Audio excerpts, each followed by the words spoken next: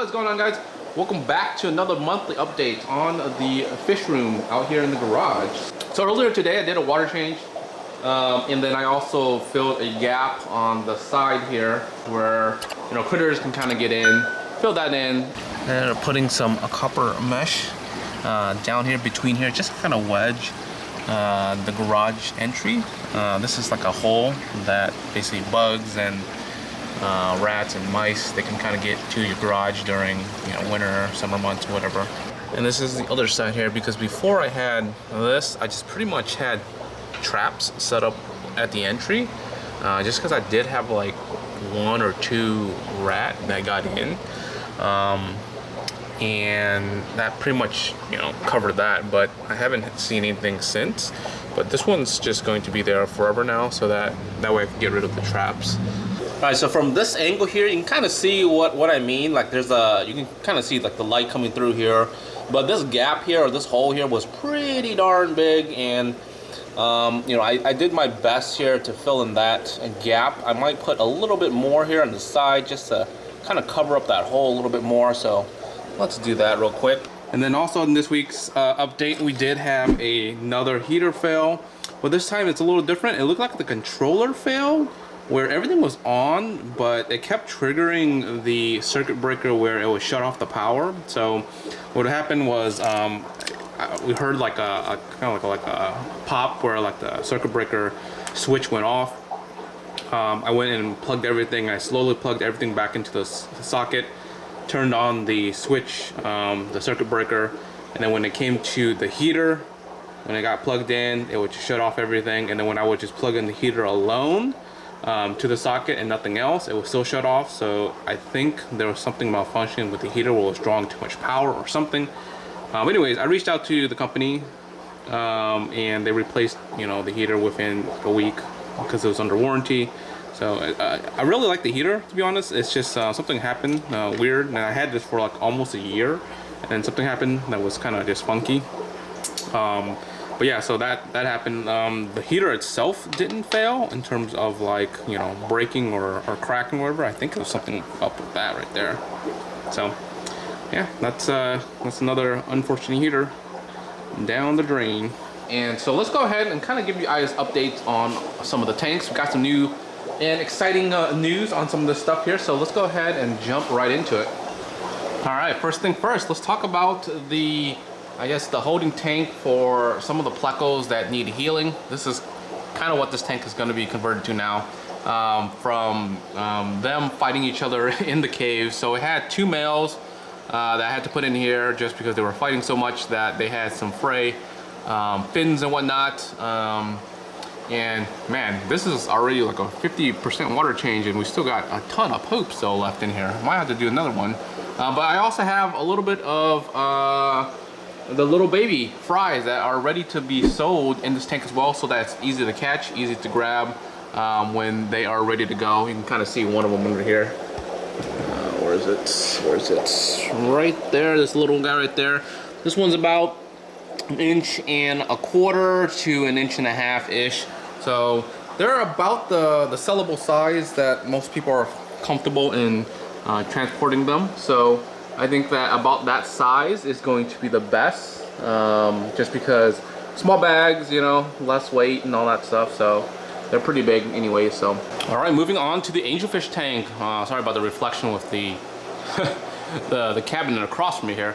But I did change up some of the layout a little bit here. So the PLECOS, I moved them all in the back just because they were kind of blocking some of the light or whatever in the front with these stems, and I kind of had the stems kind of more of like an arrow shape. You can kind of see it kind of points together to here, and we have a middle cluster of plants. Kind of dealing with a little bit of algae on the plants, so I'm kind of ripping them off, putting them down as new stems, and kind of just slowly getting rid of the algae here and there. But the PLECOS in front are doing well, waiting for a little bit warmer weather. It's almost there. I would say maybe end of the week I'll start posting some of these, and then some of the ones on the back, they're regrowing in, so we'll see what happens there. Oh, and also the PLECOS in the back, I did split up 2 of them. So we had 3 big ones, and 2 of them I did split. So we have 1, 2, 3, 4, 5 plants down in the back there. So The only problem with them is they're slow growers, and their stems are really prone to getting algae on them, so it's kind of hard to get off and get rid of. So we'll see how I can deal with those guys in the future. Then down the sump, I actually am using the sump again here. So we have a DOWNOI plant. This is the red DOWNOI plant that I got locally. It looks like it's doing okay. It definitely is a red, just because you can kind of see the reds on the stems there, but of course the light here doesn't help because it's also like a maroon red color as well. But you know, it definitely looks like a red DOWNOI, you know, in person. So in the past, I haven't had success or much success with this plant, just because when I would put it in the main display, all the plants, when I put it in the main display, all the fish likes to kind of pick at it, and it just kind of doesn't get a chance to grow in. But I'm gonna keep it in the sump here, grow it slowly, and see how they do. It looks like, you know, it's doing okay. And here's the temporary saltwater tank outside, just for quarantine and all this stuff like that, if I ever get any new fish down the road. Not planning for anything anytime soon, like anytime soon. So these guys are just chilling in here. We got 2 clownfish, the maroon clownfish, and basically 2 maroon clownfish, the 1 lightning and then 1 gold nugget maroon, and then we got the 6-line wrasse in here. I changed up the little scape here so we can kind of run in between here. But yeah, that's a basic setup for these guys. But let's move on to the other tanks. All right, so let's start off with the tank up here. So this is where all the baby plecos have been gone into, because I have the little setups here, tumbler, and once they get into like wiggler stage, I will kind of split them. So I'm starting to split them because I'm getting way too many fries that are breeding like crazy. So the starlights are going to be in here. So we have a bunch of the starlights babies in the back. We had a new batch. You can kind of see all the way back there, kind of small they are right there, and that's the previous batch. And there's one more batch that is a little bit bigger than this guy. So we have like 3 different size batches in here. So they're in here, they're doing their thing, and then I'm slowly trying to get move out the tiger plecos, which I have a few more in here. But what I did was I made like basically like a little mini trap. So it was very simple. I get a bottle, cut it in half, put this in here like this, put some food in here, and you kind of seal this by just pushing this in. You put it in the water, whatever, and you wait like 30 minutes to an hour, and then the plecos, shrimp, whatever, they'll go into here and they'll have a hard time coming out. So they'll be kind of stuck in here for a little bit, you know. And whatever tiger plecos that get trapped that day, you know, I'll go ahead and split them and move them to different tanks. So that's why you saw on the other tank. So that's why you saw some of the baby plecos in this tank here. Is because when they're big enough, I'm gonna put them in here, ready to sell. If they're not, I'm gonna put them in this tank here. Again, working with the tannins. The tannins are insane in this tank. 50% water change looks way better, but I'm probably have to do another 50% water change at some point, maybe 2 days from now.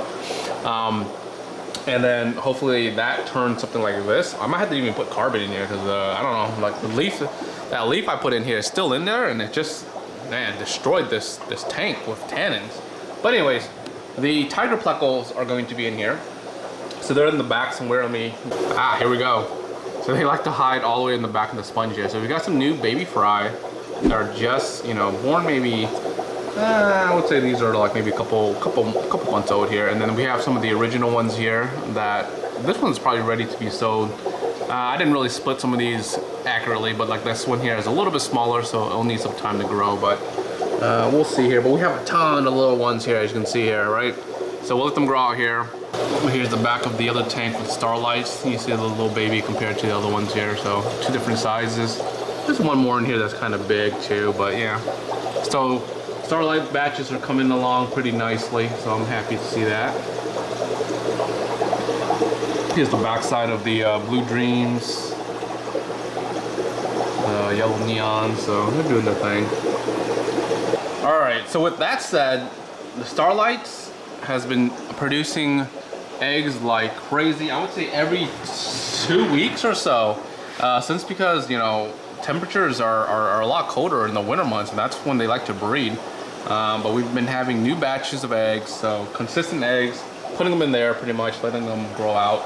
And the same thing with the tiger plecos. The tiger plecos are producing eggs like crazy. I end up having to give away one of my male plecos to my dad because he wanted something different in terms of a pleco. He only has common ones in his big 125 and wanted something different. So I looked through some of these because, again, I do have like maybe 1 or 2 males, too many in this tank setup because they're always fighting for these caves or whatnot. So I did end up giving one of them to my dad just to have.